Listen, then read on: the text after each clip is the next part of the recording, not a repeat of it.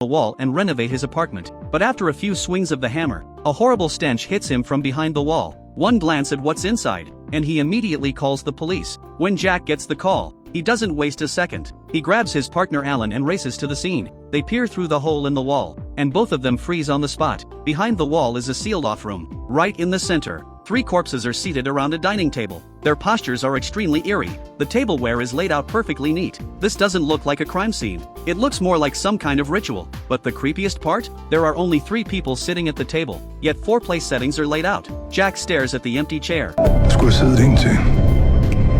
At dawn, the medical examiner delivers the findings. The victims are 2 women and 1 man. All of them died 15 years ago. The suspected cause of death is an overdose of anesthetic. After an overnight examination of the scene, they discover that all 3 bodies actually have identification on them. An 18-year-old girl named Nicole, a prostitute named Rita, and a lawyer named Philippe. 3 people from completely different walks of life. So why did they all end up dead in the same room? And that 4th place setting on the table, who was it meant for? From the real estate agent, Jack picks up a lead. The tenant of this apartment back then was a nurse named Jenny, and the cause of death just happens to be an anesthetic overdose. The chief's reaction is immediate. Put Jenny at the top of the suspect list. Bring her in for questioning right away. But here's the problem. After all these years, Jenny has completely vanished without a trace. That's when Alan digs up something useful from old records. After Philippe went missing years ago, his wife had filed a missing person report. But just a few days later, she suddenly changed her story, saying her husband had run off with a lover. With no other leads to go on, they have no choice but to focus on Philippe's wife, Mia. Snow is falling outside. Jack and Alan track down Mia and ask her why she suddenly withdrew the case back then. Mia says she received an email from Spain. In it, Philippe said in his own words that he'd found a new love and wouldn't be coming back. Jack immediately presses further. Did Philippe have any connection to the nurse Jenny? Looking at Jenny's file, Mia points out where she used to work, the Campo Psychiatric Treatment Center. That place had received a lot of complaints at the time, and Philippe happened to have served as defense attorney on one of those cases. But here's the thing. In the police department's own system, there's absolutely no record of Philippe ever handling that case. And Mia doesn't seem to be lying. She has no reason to lie either. Just when everyone hits a dead end, Rose, the only female member of D Unit, uncovers a trace of Jenny. She finds a Spanish bank account under Jenny's name that had been regularly paying rent. Through the account, they pinpoint a property she owns in Spain. Cross-reference that with the Spanish email Mia received years ago, and the clues start converging on Jenny. A bold theory instantly forms in Jack's mind: the anesthetic, the nursing background, the Spanish address, and that email from Spain that made Mia drop the case. It all points to one thing: Jenny is very likely connected to these 3 bodies. So Jack immediately contacts the Spanish police to launch a joint operation. But by the time local officers arrive, the place is already long abandoned. As Jack gradually calms down, a nagging unease creeps in. If Jenny really is the key, then what's her motive? What kind of motive could drag 3 people from completely different backgrounds into the same sealed room? Working backward from that motive, everyone's attention lands once again on one place, the Campo Treatment Center. They dig into the victims' backgrounds and discover that both Nicole and Rita had been sent there by their families, and Jenny just happened to be a nurse there. 2 of the victims and the prime suspect all connected to the same place. This is definitely not a coincidence. The Campo Treatment Center had caused quite a stir back in its day. Many people were sent there by their families for all sorts of reasons: mental disorders, violent tendencies. Some were committed simply for getting pregnant too young. But behind all these reasons was one thing in common: these people were considered outcasts by the society of that time. Jack makes an immediate decision. The entire D Unit moves out. They head to the old site of the treatment center. The place is built on a small island, completely isolated from the outside world. The heavy-set man in front of them is the former security guard.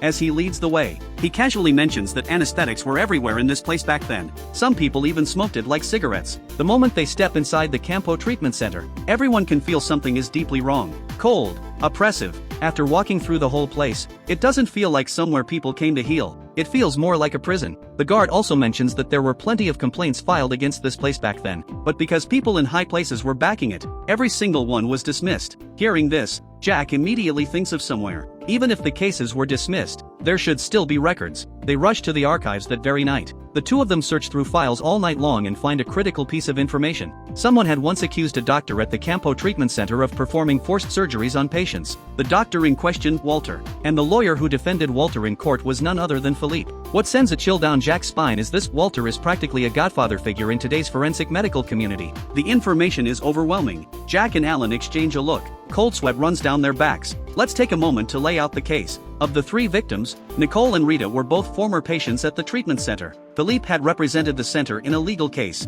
and the prime suspect, Jenny, happened to be a nurse there. All three died from an anesthetic overdose. Anesthetics were everywhere at the center. In other words, every single piece of information in this case points back to that treatment center. And that accusation of forced surgery? It's very likely just the tip of the iceberg. Let's rewind the timeline to 1961 and take a look inside this mysterious institution. At that time, Nicole was in the prime of her youth. In a moment of impulse, she got pregnant by her boyfriend. When her conservative father found out, he was furious. He sent her straight to the treatment center. She thought once her father cooled down, she'd go home. But she never imagined that once she walked in, she'd never walk out again. Her roommate was Rita. And the people sent to this place, most of them weren't exactly normal. Someone like Nicole was like a lamb walking into a wolf's den. From the moment she stepped through that door, she never had another peaceful night's sleep. To avoid being bullied, all she could do was endure. Again and again. Back to the present. Given Walter's prominent status, Jack reports the situation to the chief immediately. The chief's instructions are clear. The Spanish side is still searching for Jenny, but it takes time.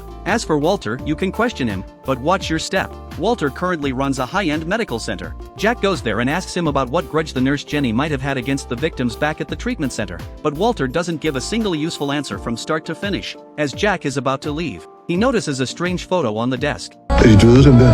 Og et godt øje. Jeg har altid drømt om billedet. Er de døde siddende rundt om et bord til middag. The moment those words come out, Jack is stunned. Sidder du og giver dig selv lidt motiv her? This is nothing but a blatant provocation. Walter knows full well that Jack can't touch him. Let's go back to the treatment center once more and see what kind of person Walter really is. Man kan se det på dig. Se hvad? At du må råbe. Du skal se at komme ikke så hurtigt du overhovedet kan. In this place, the standard procedure for someone like Nicole was forced termination. Rita secretly tells her that there's a fisherman who can help her escape. As for the price, they can work something out. With nowhere else to turn, Nicole has no choice but to trust her. That night, Rita skillfully picks the door lock. The two of them rush to the shore. The fisherman has clearly been waiting for a while, but Nicole never expected. What he wanted wasn't just money. Just as she grits her teeth, ready to accept her fate, Walter and Jenny burst in with a group of people. In that moment, Nicole finally understands. She's been deceived from the very beginning.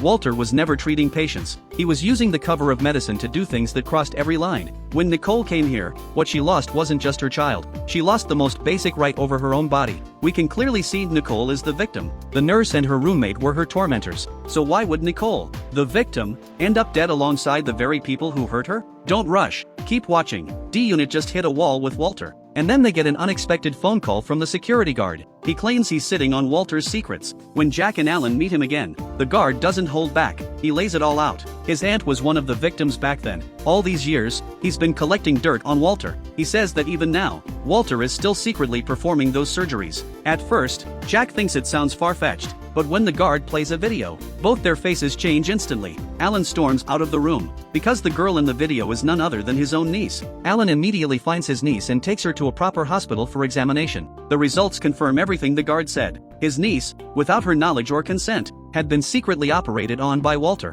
When she learns the truth, his niece breaks down completely. Alan is absolutely livid. He swears on the spot that he will personally put Walter behind bars. The chief issues a direct order. If we're going to move, we strike to kill. The top priority is to lock down the evidence. But what they don't realize is that what they're about to face isn't just Walter alone. It's an entire network deeply rooted in covering for each other. And Walter has already sensed the police closing in. He gives the order to eliminate all loose ends. That night, the cleanup operation begins. The security guard is the first to sense something is wrong. He stares at his surveillance monitors, gripped by an inexplicable dread. He quickly calls Rose for help. At first, Rose thinks he's being paranoid. Walter may be brazen, but surely he wouldn't dare kill witnesses when the police are already watching him. Still, she goes. Meanwhile, Jack and Alan are on their way to Mia's house. Hoping to try their luck, maybe Mia has some dirt on Walter too. Pay attention to Mia's expression here. She's clearly reluctant to talk about her husband's work, but once she learns why they're really there, she unexpectedly hands over 2 boxes of Philippe's old case files.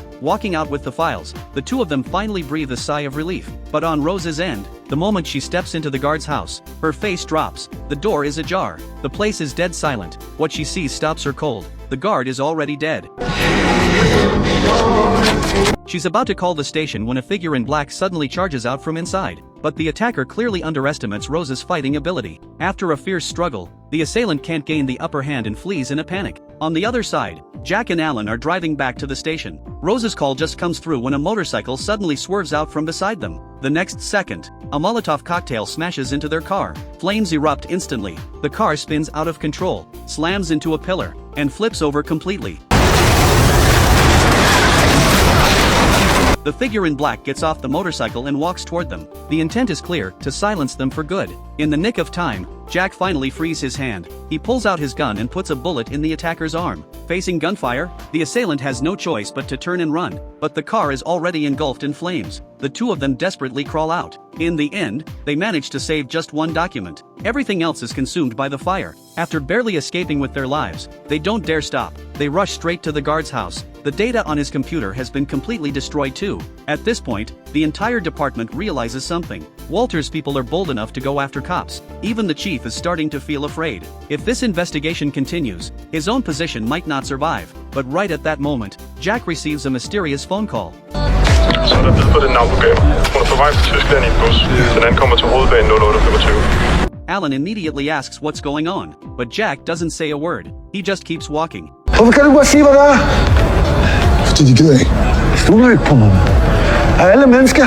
Jack's strange behavior infuriates Alan. Early the next morning, Jack goes alone to a bus station to wait. The bus arrives. An elderly woman steps off. Jack hurries over to greet her, but before he can get two words out, she hits him with pepper spray and turns to walk away. Even a seasoned detective like Jack gets caught off guard. Jack chases after her. He finally catches up on a boat, but when the old woman sees Jack approaching, there's not a hint of panic on her face. Now, take a guess. Who is this old woman? Is she the nurse Jenny? No, she's Nicole. It turns out that the one document Jack managed to save from the fire that night wasn't a case file. It was Nicole's diary from the treatment center. What he read inside was Nicole's deep, burning hatred. The day the treatment center shut down, many people were cheering, but Nicole's eyes were ice cold. She believed her life had already been destroyed. And with this, the biggest mystery of the mummified corpse case finally makes sense. Why would Nicole, the victim, end up dead alongside Rita and the lawyer, the very people who had tormented her? If the killer were truly the nurse Jenny, the motive wouldn't add up. But if Nicole placed her own identification on Jenny's dead body, then everything falls into place. The empty seat at the table? She reserved it specifically for Walter. The bank account, the house, the email, all of it was deliberately planted as a trail. She wanted to lead the police, step by step, straight to Walter. But when Jack asks why she didn't go after Walter 15 years ago, Nicole slowly tells him her story, everything that happened over all those years. When she finishes, she clutches her boyfriend's ashes. And while Jack's attention slips for just a moment, she jumps. This is exactly why Jack had been keeping things from Alan. That night, he'd already guessed the killer was Nicole. He had considered letting her go. But on the other side, Alan's niece, after learning what had been done to her body, completely snaps. She storms into Walter's medical center alone to confront him face to face. But once she goes in, she never comes back out. When Alan gets the news, he slips into the medical center just before the doors close. He searches room after room but can't find her. Instead, he runs into one of his own colleagues. The colleague urges him to leave immediately, but Alan is too frantic to listen. He shoves open the last door and finally sees his niece lying on a couch, and Walter is standing right beside her. Alan immediately tells his colleague to go outside and call for backup. He stays behind to keep his eyes on Walter. But what no one expects is this: the colleague turns to leave. And the very next second, he turns right back around. He raises his gun and fires. Alan goes down. And with that, the truth finally reveals itself. That colleague is one of them. Rose gets word to Jack that Alan may be in danger. Jack races to the medical center. But the moment he walks in, that same colleague blocks his path again, putting on an act. He claims Alan suddenly went berserk. The second those words leave his mouth, Jack's guard goes up. He knows his partner too well. And more importantly, Jack notices blood dripping from the colleague's left arm, a left arm wound. And that night, the motorcyclist in black. It clicks instantly. Seeing the colleague about to make a move, Jack fires first. The two struggle. The colleague falls from a height. Jack rushes into the room and fires, stopping Walter just as he's about to pull the trigger. Thanks to the quick response, both Alan and his niece are saved. Walter is finally placed under official arrest. The case finally has a resolution. But more than Walter's arrest, what I really want to talk about is what Nicole said to Jack at the very end. She said that after the treatment center closed, all she had left inside was hatred. It took her a very long time to earn the trust of those three people, one step at a time. And then she killed them with her own hands, to get her revenge. But just as she was about to go after Walter, she unexpectedly received a letter from her boyfriend. It turned out that all those years, he had been waiting for her, and in that moment, it suddenly hit her. All this time, she could have started over, but she gave every last bit of it to hatred. She thought she was seeking justice for her past, but in the end, fate played the cruelest joke on her. First, the treatment center stole her youth. Then hatred consumed the rest of her life. If she had walked out of that place and chosen to let go of the hatred, if she had found the courage to go to the person who had been waiting for her all along, would her life have turned out differently? But life doesn't come with what ifs. And some answers, maybe even she herself never knew. This is what hit me the hardest after watching this film. She killed her tormentors and put an end to her suffering. But in doing so, she also sent her own life spiraling into permanent darkness, to let go of hatred, to forget the pain, to release that battered, broken version of yourself, and to embrace a new beginning. That's it for today's mystery movie breakdown. I'm Jack, thanks for watching.